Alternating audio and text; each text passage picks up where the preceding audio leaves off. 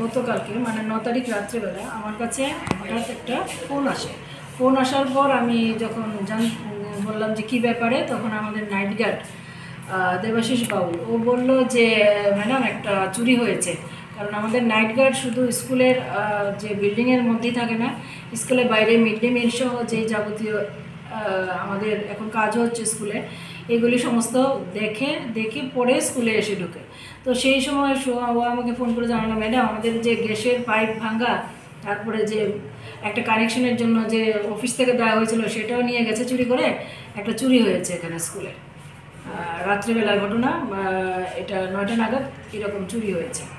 তো আমি বললাম চুরি যখন হয়েছে তখন গ্যাসের লাইন যেহেতু চুরি, এটা তো ডেঞ্জার, এটা তো অফিসে জানাতে হবে বা একটা কিছু করতে হবে।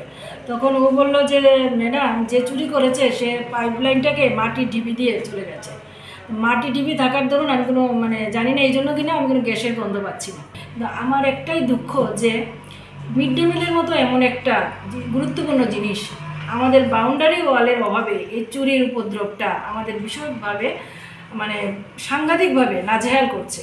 তো সেই বাউন্ডারি ওয়াল নিয়ে আমরা এখন একটু যোগাযোগ মানে কি, আমরা দেখশুন করে এটার মাঠটাকে ঠিকঠাক করারও চেষ্টা করছি। আর এখন আমরা ভেবেছি যে গ্যাসের লাইন আসলে আমরা একদম রুমের ভিতরে নিয়ে যাব। তো আমাদের সবচেয়ে প্রথম যে সমস্যাটা সেটা হচ্ছে বাউন্ডারি ওয়াল। এই বাউন্ডারি ওয়ালের অভাবে আমার নানা সমস্যা, আজকে এটা চুরি হয়, কালকে ওইটা চুরি হয়।